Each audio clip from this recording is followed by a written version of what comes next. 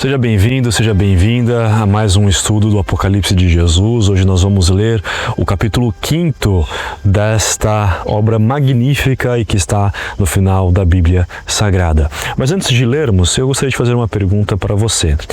Você conhece alguém na Terra que seja perfeito ou perfeita? Difícil.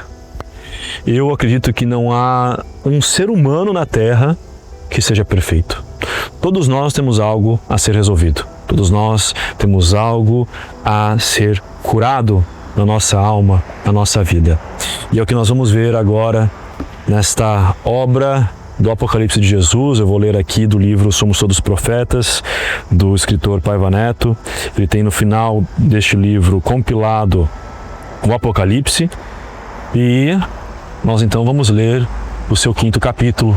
Segundo João, é a passagem, a visão do livro selado com 7 selos e a do Cordeiro de Deus.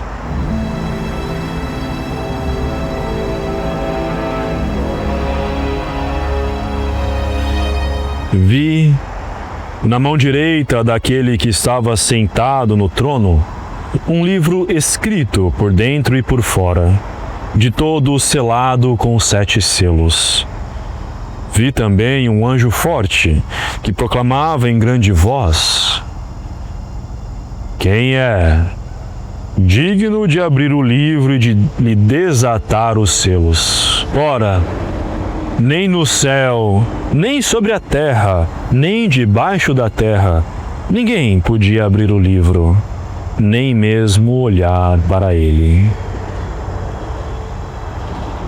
E eu chorava muito, porque ninguém fora achado digno de abrir o livro, nem de o ler e nem mesmo de olhar para ele. Todavia, um dos anciãos me falou: não chores. Eis que o leão da tribo de Judá, a raiz de Davi, pela sua vitória alcançou o poder de abrir o livro e os seus 7 selos. Ele é o Cristo de Deus. Então vi no meio do trono e dos 4 seres viventes e entre os anciãos, de pé, um cordeiro como tinha sido morto. Ele tinha 7 chifres, bem como os 7 olhos, que são os 7 Espíritos de Deus mandados por toda a terra. Veio e tomou o livro da mão direita daquele que estava sentado no trono. E quando tomou o livro, os 4 seres viventes e os 24 anciãos prostraram-se diante do Cordeiro, tendo cada um deles uma harpa e taças de ouro cheias de incenso, que são as orações dos santos. E entoavam um novo cântico, dizendo: digno és, Senhor, de tomar o livro e de desatar-lhe os selos, porque foste morto e com o teu sangue compraste para Deus os que procedem de toda tribo e língua e povo e nação. E para o nosso Deus os constituíste reino e sacerdotes, e reinarão sobre toda a terra. Nós vamos continuar daqui a pouco a leitura dos últimos versículos dessa passagem, mas eu já quero conversar aqui sobre o que nós vemos neste começo. Ninguém, absolutamente ninguém, foi digno de abrir o livro selado. Só o Cristo de Deus. E o que é este livro selado? Ora, o irmão Paiva, nessa mesma obra, Somos Todos Profetas, aqui, ele traz para a gente, na página 240, exatamente essa discussão. O que ele nos fala sobre o livro selado? Em Jesus abre os selos, ele escreve: trazemos o universo dentro de nós mesmos. Os selos significam principalmente a intimidade conflagrada do ser humano. Ora, temos em nosso íntimo o céu, e enquanto não evoluirmos, o inferno também. Tudo ocorre primeiramente no interior das criaturas. Jesus vai abrindo os selos do livro e as profecias vão surgir, resultantes dos pensamentos e das ações espirituais e humanas. Ou seja, é a nossa intimidade. É aquilo que nós carregamos. E nós vamos ver mais para frente o que cada selo traz. A chaga, a ferida que é revelada na humanidade. E não só isso, mas também como resolver cada uma delas. Porque o Cristo nos fala em seu Apocalipse exatamente isso. Então, ninguém na Terra tem a capacidade de abrir esse livro selado e mostrar a sua fraqueza, exatamente porque nós somos orgulhosos. Nós, como seres humanos, temos em nós esse orgulho desenfreado de não reconhecer a nossa fraqueza, não reconhecer aquilo que precisa ser trabalhado em nós mesmos. E aí nós vemos a discussão quanto a Jesus ser esse símbolo maior, essa representação da grandeza divina na demonstração das fraquezas humanas e na apresentação das soluções para essas mesmas fraquezas. Porque o que enfrentamos aqui na Terra, tudo que nós vemos aqui na Terra e que são problemas a serem resolvidos, não são problemas que Deus deu para nós. O que acontece é que são consequências dos nossos atos. Tudo o que nós enfrentamos, a fome, a miséria, as guerras, as dores, os problemas psicológicos, mentais, a depressão, tudo isso é construção dos nossos atos, das escolhas humanas. A Terra em si não nos dá isso. É até o contrário. Se nós queremos nos sentir mais felizes, queremos nos sentir bem, mais conectados, temos que vir aqui na natureza, estar com a Terra, com a criação divina. O que acontece é que Deus permite que os seus mandamentos, as suas leis funcionem. E quando nós decidimos não segui-los, causamos dor e trazemos problemas para a Terra, para a humanidade em si. Então, a abertura dos selos na revelação da nossa intimidade é o reconhecimento de que nós temos problemas, temos coisas a serem resolvidas. E isso é ser cristão.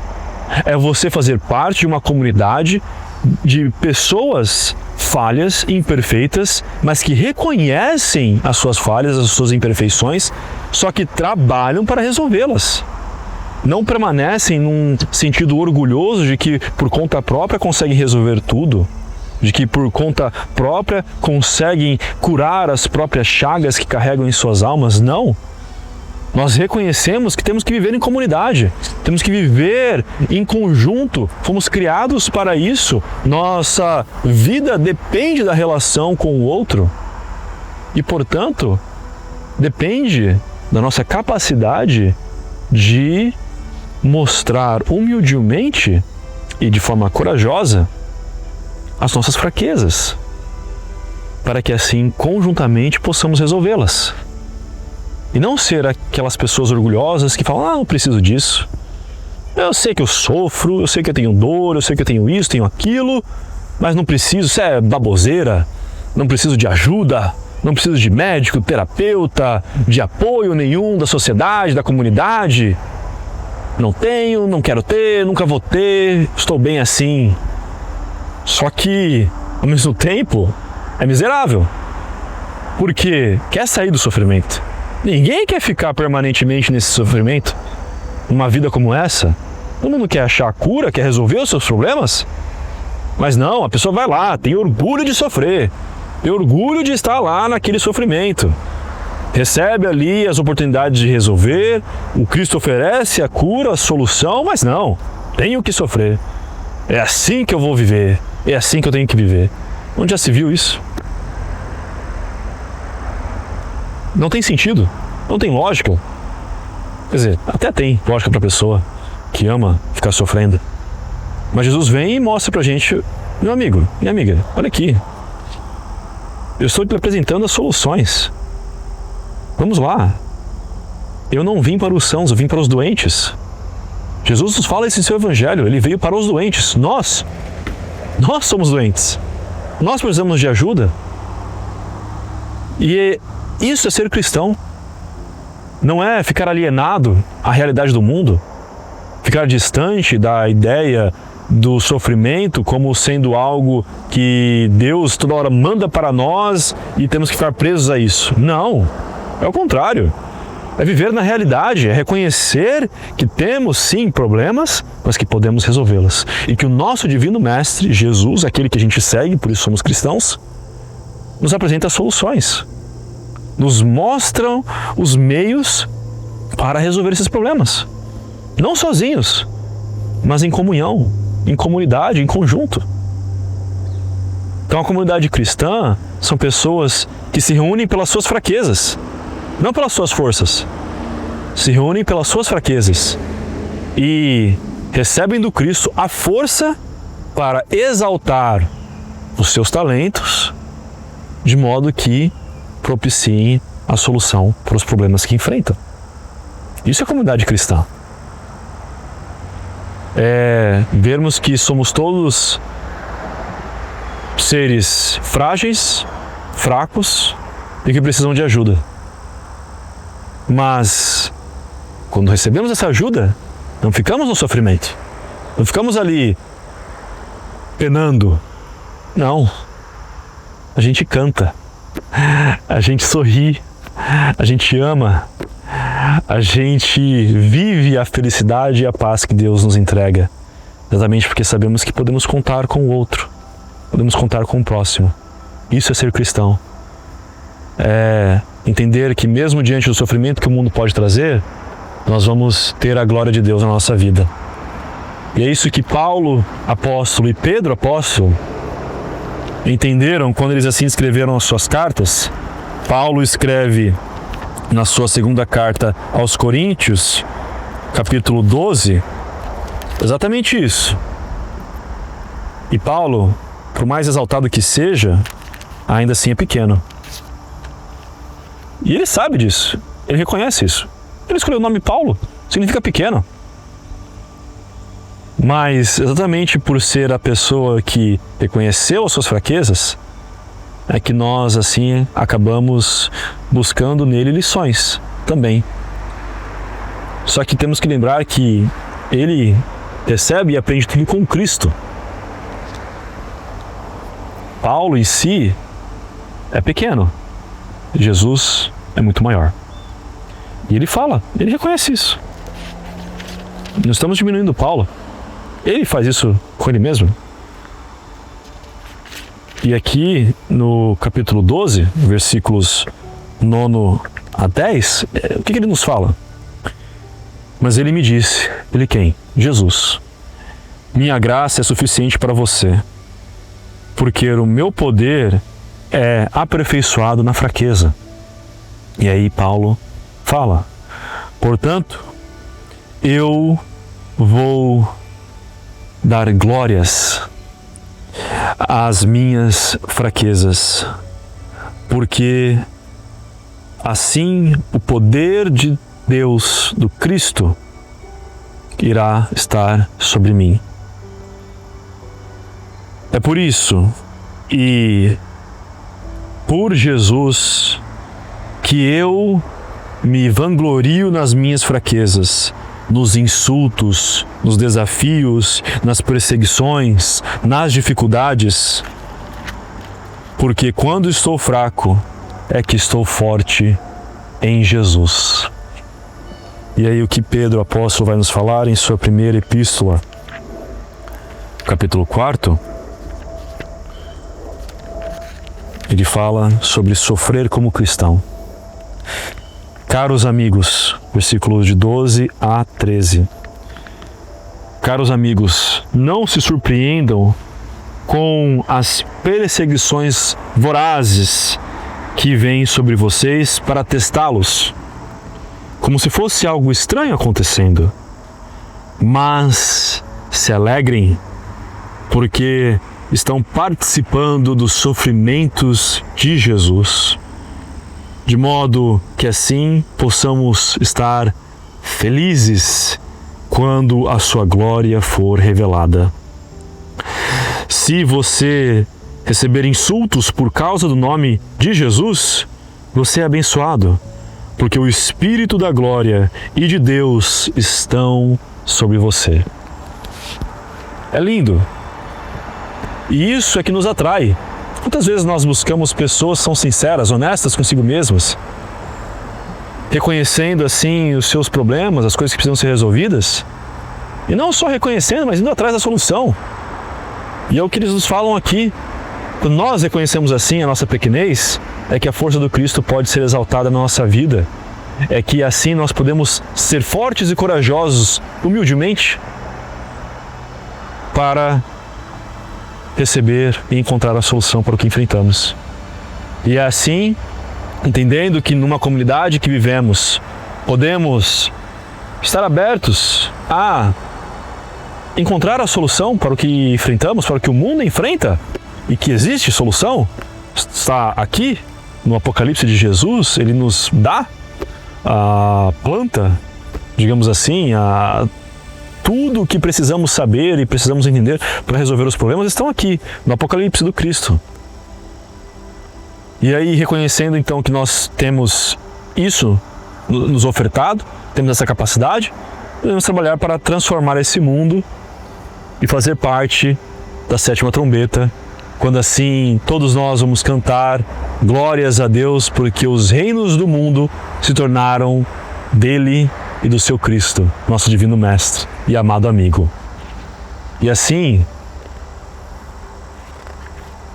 vamos também estar nesta visão que João teve do 5º capítulo, quando ele fala: vi e ouvi então a voz de muitos anjos ao redor do trono, dos seres viventes e dos anciãos, cujo número era de milhões e milhares de milhares, proclamando em grande brado: digno é o Cordeiro de Deus, que foi morto, de receber a virtude e a dignidade, e o poder e a riqueza, e a sabedoria e a fortaleza, e a honra, e a glória e o louvor. Então ouvi o que toda criatura que há no céu e sobre a terra, debaixo da terra e sobre o mar, e tudo o que neles há, dizendo: àquele que está sentado no trono e ao Cordeiro de Deus sejam o louvor e a honra e a glória e o domínio pelos séculos dos séculos. E os 4 seres viventes respondiam: amém. Também os anciãos prostraram-se e o adoraram. Possamos fazer parte disso. Possamos assim entender e reconhecer que Deus e Jesus nos ofertam as soluções para os problemas que enfrentamos. Temos que estar abertos a aceitá-los. Vamos nesse instante nos conectar a eles através da oração. Vamos falar com Deus e assim estar abertos à sua voz na nossa vida. Convido você a fechar os seus olhos, se concentrar e assim pronunciar essas palavras que Jesus nos ensina em seu Evangelho. A prece do Pai Nosso, a sua prece ecumênica. Pai nosso que estás no céu, santificado seja o vosso nome. Venha a nós o vosso reino. Seja feita a vossa vontade, assim na terra como no céu. O pão nosso de cada dia dai-nos hoje. Perdoai as nossas ofensas, assim como nós perdoamos a dos nossos ofensores. E não nos deixeis cair em tentação, mas livra-nos do mal, porque vosso é o reino, o poder e a glória para sempre. Amém. Amém. Que assim seja. Possamos sempre estar com Cristo na nossa vida, no nosso dia a dia, entendendo as nossas fraquezas, o que precisamos resolver, mas não nos entregando a elas, sabendo que há solução. E assim aceitarmos essa solução. Por isso que também convido você a ler a Bíblia Sagrada. Estude, se aprofunde nas escrituras sagradas que encontramos nestes livros, neste compilado de livros, e assim possamos ver a grandeza de Jesus, a sua glória e dar louvores às suas ações na nossa vida. Estou deixando na descrição links afiliados e não afiliados, você tem opções desde a Bíblia gratuita até mesmo a mais personalizada para você, é sua escolha. Mas saiba que você tem essa oportunidade e eu espero que você abrace, pegue essa oportunidade e leia a Bíblia Sagrada. Lembrando que tem gratuita até mesmo a mais personalizada, onde você faz a sua compra, tem em suas mãos e faz o seu estudo. Mas o importante é que você estude, que você leia. É a sua escolha e o meu desejo é que você acabe tendo ela em suas mãos. Além disso, também estou deixando aqui um QR Code para você participar do nosso canal chamado Quinto Evangelho, onde nós teremos reflexões, versículos bíblicos, preces para andarmos com Cristo no nosso dia a dia e sentirmos a sua presença na nossa vida, de modo que assim possamos estar sempre com Ele, vendo o mundo com os seus olhos. Lembrando que a gente pode alcançá-lo através da prece e através também da vigilância das nossas ações, quando, por exemplo, participamos das nossas igrejas e dos seus serviços espirituais durante a semana ou mesmo nos finais de semana. Possamos estar com Cristo nessa vida para assim viver a sua glória e estarmos no amor de Deus. Que a paz dele esteja agora e sempre em seus corações. Deus está presente. Viva Jesus em nossos corações para sempre.